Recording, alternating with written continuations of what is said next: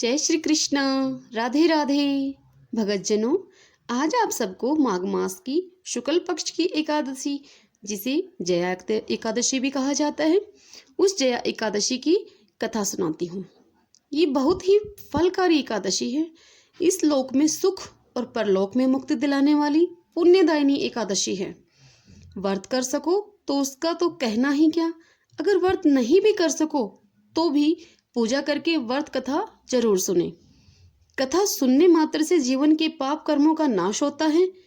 इस दिन भगवान श्री कृष्ण का पुष्प, जल, अक्षत, रोली तथा विशिष्ट सुगंधित पदार्थों से पूजन करके कथा अवश्य सुननी चाहिए। अब कथा सुनते हैं। एक बार धर्मराज युधिष्ठिर भगवान श्री कृष्ण से बोले, हे जनार्दन, आप कृपा करके माघ मास की शुक्ल पक्ष की एकादशी का वर्णन करें।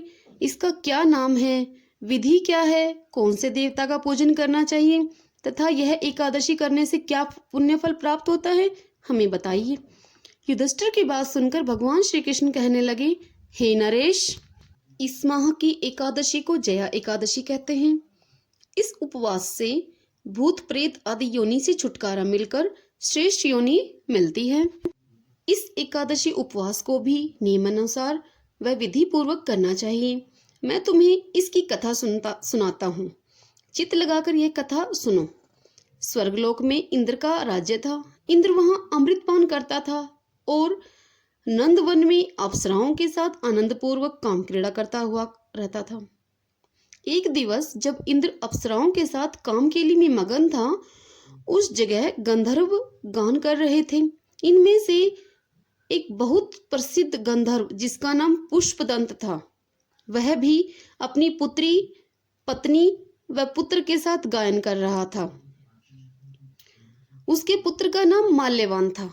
माल्यवान पर एक पुष्पवती नाम की लड़की मोहित हो गई, जो कि इंद्र की सभा में ही गायन कर रही थी। उसने अपने हाव भाव, रूप, सौंदर्य आदि से माल्यवान को अपने प्रेम जाल में फंसा लिया। पुष्पवती अत्यंत सुंदर थी। वह उसके नयन नक्श बहुत ही कटीले थे और अत्यंत मोहित करने वाले थे। पुष्पवती के असाधारण सौंदर्य से प्रभावित हो माल्यवान भी उस पर आसक्त हो गया। वे दोनों कामदेव के वश में हो सब कुछ भूल गए, परंतु इंद्र के आदेश पर उन्हें सभा में अन्य अप्सराओं के साथ नाचना पड़ा। परंतु कामासक्त होने के कारण वे दोनों गायन वादन में त्रुटियां कर रहे थे।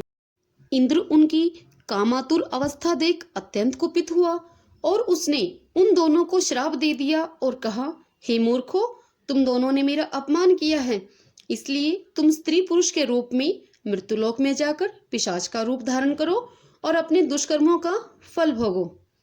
इंद्र के श्राप के कारण वे दोनों पृथ्वी पर आकर हिमालय पर्वत पर पिशाच बनके वन वन को घूमने लगे और पिशाच बनकर जीवन बिताने लगे।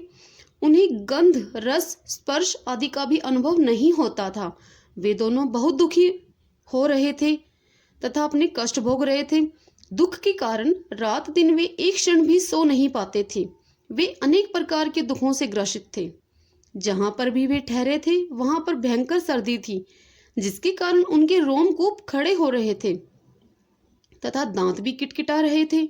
एक दिवस उस पिशाच ने अपनी पत्नी से कहा, हे देवी, न मालूम हमने पिछले जन्म में कौन से पाप किए हैं जो हमें इंद्र के श्रापवश यह पिशाच योनि मिली है। इससे बेहतर होता यदि हम नरक में होते। इस प्रकार के विचारों में लीन रहकर वे अपना समय बिता रहे थे। दैवी कृपा से एक दिवस जब माघ माह के शुक्ल पक्ष की जया एकादशी थी, तो वे दोनों ने निरा आहार रहकर पूरा दिन व्यतीत किया। उस दिन उन्होंने कोई दुष्कर्म भी नहीं किया। दिन भर वे दोनों केवल फल फूल ही खाते रहे और दुखित होकर पीपल के वृक्ष के नीचे ही बैठे रहे। सूर्यदेव भी सायंकाल के बीतने पर अस्त हो गए। रात्रि भर वे ठंड के कारण एक दूसरे से लिपट कर बैठे रहे। अगले दिन प्रातःकाल सूर्योदय से पूर्व ही दोनों का देहावसान हो गया। मरणों उपरांत वे दोनों दिव्य रूप धारण कर सुंदर वस्त्रों आभूषणों से अलंकृत हो गंधर्व के रूप में विमान पर बैठ देवलोक को चले गए। आकाश मार्ग पर देवों तथा गंधर्वों ने उनकी स्तुति की और पुष्पों से वर्षा की।